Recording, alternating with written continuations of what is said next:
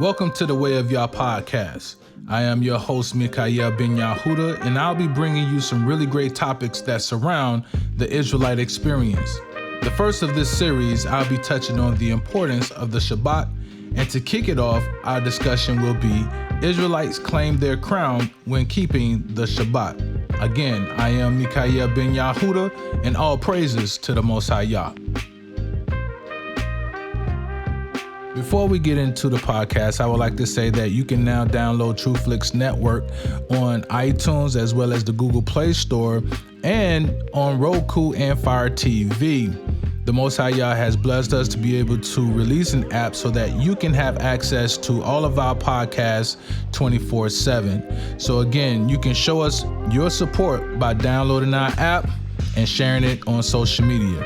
And again, thank you and all praises to the Most High Yah. Israelites claim their crown when keeping Shabbat. This is a very powerful lesson. The Israelite Experience series is going to be a very powerful series. I suggest you get your notepad and a pen so that you can take notes, because you're going to learn a great deal, just as I have learned a great deal. And when I do these podcasts, it's only because I have experienced new information that I have to share. Not something that I'm just sitting here and like, oh, well, I got to create a podcast today. But I was inspired to share this with you. I learned something from this lesson. And what I learned is that the Shabbat is the light that leads to the world to come. You're going to also learn the significance of it being on the seventh day. You're going to learn why Yahweh didn't say thou shalt, but rather remember the Sabbath day. Elevates the soul and gives you stability. And you're going to learn that the Shabbat, its absence in this world, would bring it into complete chaos. No matter how you say it, Sabbath or Shabbat, we're both referring to the same thing. Because not only is it Israelites listening to this podcast, but Christians as well, because the Shabbat is something that everyone who is within Israel should be keeping. Those that are transitioning from Christianity over into, I would say, into the way of the Most High Yah, you must keep the Shabbat. This day is a day that is set aside for you to experience perfection.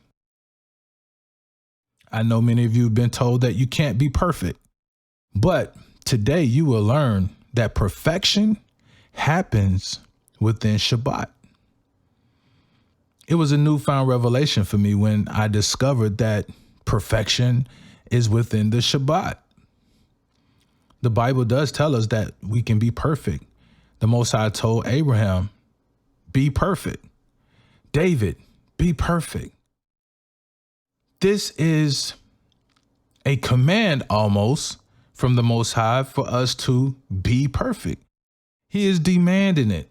He is commanding our perfection. Where do we find this perfection? How do we obtain it? How do we keep it? And once we grasp it, how do we guard it? These are the things that we're going to understand as we move through this series, this lesson, moving forward. What does the Torah say about the Shabbat? You can find that in Exodus 20:8 through 11, the fourth commandment. And it says, remember the Shabbat to keep it holy. 6 days shalt thou labor and do all thy work. But the seventh day is the Shabbat of Yahweh Elohim. In it thou shalt not do any work, thou nor thy son, nor thy daughter, thy manservant, nor thy maidservant, nor thy cattle, nor thy stranger that is within thy gates. For in 6 days Yahweh made heaven and earth, the sea, and all that in them is, and rested the seventh day. Wherefore Yahweh blessed the Shabbat and hallowed it. How beautiful is that? That the Most High set aside a day for you to rest. Come aside from all the work that you have done. Now, why would the Most High have to recommend a day for you to come aside? Let's take a look at the 10 commandments.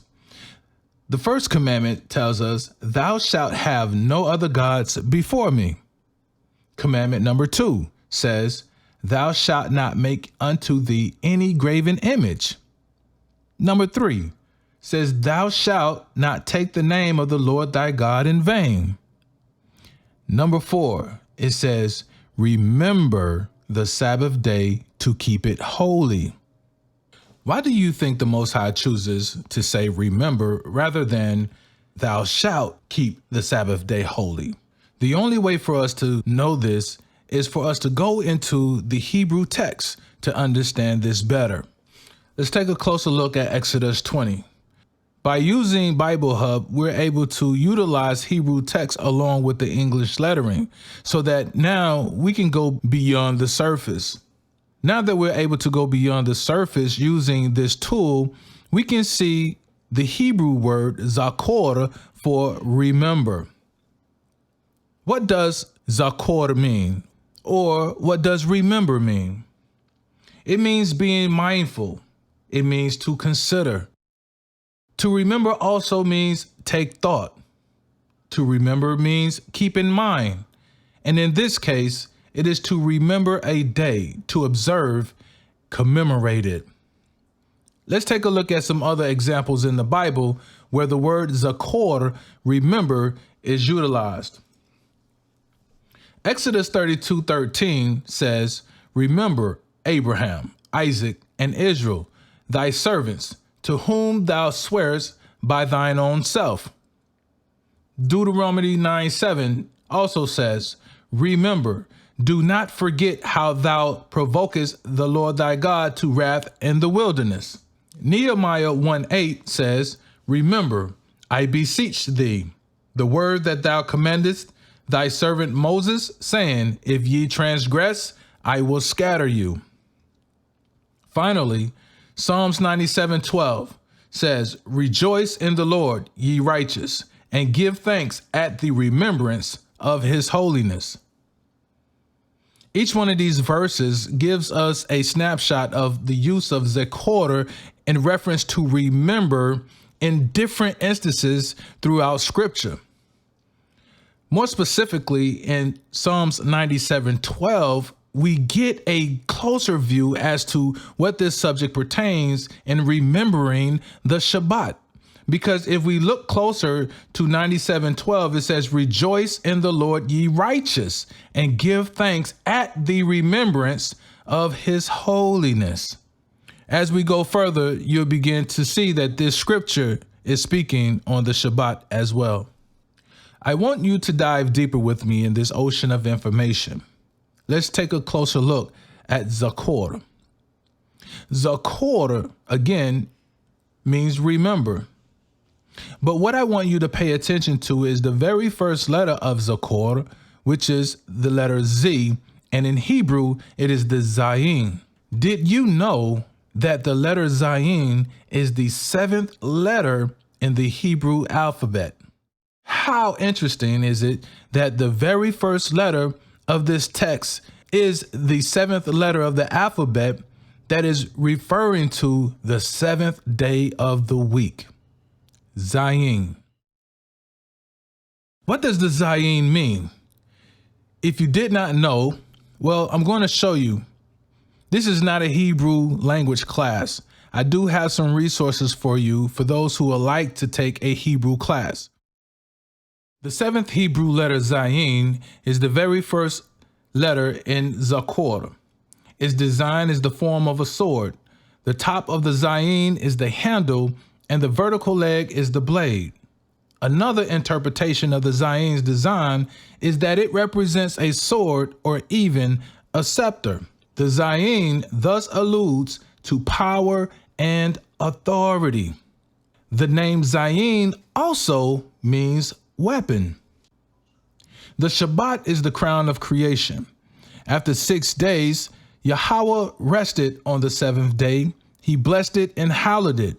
Therefore, it sustains the following week. By observing the Shabbat, one accesses these blessings, which then gives us the weapon to overcome all negativity and evil inclination. In essence, Zayin is the symbol of spirit, nourishment. It is the symbol of sustenance, food. It is also the symbol of struggle and power, the sword. You can end this podcast right now, but if you would like to continue down this rabbit hole, then follow with me to the next slide. The number 7 cannot be expressed as the product of any two whole numbers other than itself and the number 1. It is also not a prime factor of any other number between 1 and 10. Just those two statements alone lets us know that the number 1 and 7 are unique. Here you can see the various inscriptions of the Zayin represented by early Hebrew, Middle Hebrew, Late Hebrew, and Modern Hebrew. The next letter in Zakor is the Kaf. Its design is that of a crown. The Kaf thus alludes also to power and authority. The crown is placed atop the head, the seat of intellect and thought. Thus, this crown, the Kaf of creation that we are to remember, exceeds intellect and thought, which we are to desire as we also are desired. Let me read that again. The crown, the Kaf, is placed atop the head, the seat of intellect and thought. Thus, this crown, the Kaf of creation, the Shabbat, that we are to remember, exceeds intellect and thought, which we are to desire as we are also desired. What transcends desire? Pleasure. We have intellect, we have thought, then we have desire, next we have pleasure.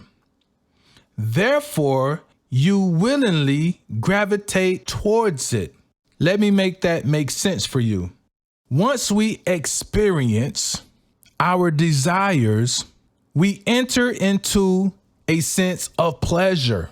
Once we experience that sense of pleasure, we are now willingly gravitating towards it. Therefore, the Shabbat is the crown of creation, giving us the weapon, the power, and the authority enabled by Yahweh to his chosen nation, Israel. The power, the crown of desire is so potent that it has the ability to transcend and actually transform your intellect. If this is not powerful, I don't know what is. If you have not been keeping the Shabbat, this lesson series should inspire you to do so. Once you desire it, you experience the pleasure from it, you will begin to have your intellect transform. You will begin to communicate with the Most High Yah on a whole different level. Wear your crown. The final letter in Zakora is represented by the Resh. We can actually see it being a man bent over, if you can visualize that. You have to be a visual person to see this. It stands for the head, first, top, and beginning, the Resh. Hebrew lettering is so phenomenal. You take a course on Hebrew language, the Bible will become alive to you. The Resh also represents thought and speech that lacks action. This is powerful. Pay attention. So for one to remember, it requires no action. but only the mind. Let me say this again. The Reish, the Aura, and Zakora, the word remember, represents thought and speech that lacks action. So for one to remember, it requires no action, but only the mind. So when the Most High Yah is requiring us to remember, he is giving our mind some busy work, wherein all the other 10 are actions. It requires the body. But to remember, it only requires the mind. I told you this was going to be powerful. Again, the Reish. It is the poor man bent over who is remembering. He is considering, or she is considering, and giving thought and praise to the Almighty Creator. When you are praying, are you not bent over in a humble state? When you are thanking someone, you slightly bend over. Thank you. The man's poor state is a result of the lack of godliness in his life during his 6 days of work. I want you to think about how stressful your week was. Maybe more or less than others, but you did experience some form of stress. It has impoverished you. It has pulled the energy from you every single day. By the time you get to the weekend, you're in a thankful state. I am so glad it's the weekend. Most often people say by Wednesday, Thursday, I can't wait for the weekend to come. Just how stressful has your week been? Now, let's take each one of these letters and put them all together to form Zakora, which is to remember. So now we get a deeper understanding of what the Most High is requiring of us. When paired with the Kaf, the Reish is transformed to Rosh. You have to take a Hebrew course to understand this. What's happening is the Reish, the impoverished man, is becoming the head that wears the crown, the Kaf, and empowered with the sword, the Zayin, who becomes embodied with the essence of Elohim. This is the power of being in oneness with the source on the 7th day Shabbat. Let me repeat this so that we can be understood. When you pair the Kaf and the Reish, remember the Reish is the bent over poor man in an impoverished state who has been drained and stressed all week, who comes before the Most High Yah on the Shabbat, humbly entering into his holiness. Because we have taken action in our mind to remember, the Most High is now empowering, refilling you, enriching you, giving you the authority by placing the crown upon your head. Once the crown has been placed upon your head, you begin to rise from an impoverished state to an enriched state, willing to accept the sword, the word, the light, the Torah, which now is embodied within you, the essence of Elohim. This is the power of being in oneness with the source on the 7th day Shabbat. The Shabbat is a time set aside throughout the week specifically for us to be perfect. Because you as Israel are his chosen people, a holy people who presents themselves before a holy God. So in essence, the Shabbat is a sanctuary in time. The sanctuary is in the mind. The Shabbat has stability and it transcends the limitations of space. This is why he said to remember. It requires no action. It only requires the mind.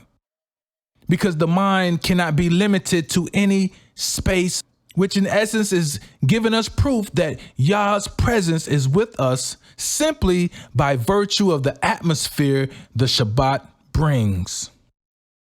It is the center of spirituality, surrounded by the 6 directions of influences that constantly pulls us from Yah.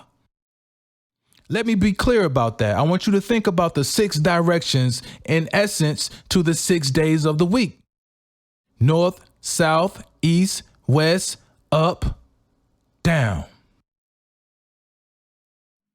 The Shabbat is the center of it all. So again, Yisrael, I told you this was going to be a powerful lesson. As you can see, it is about the Most High. It is about creation. It is about you taking the opportunity to wear your crown. Again, I am Mikael Ben Yahuda, and this is the Way of Yah Podcast. All praises to the Most High Yah. Shalom.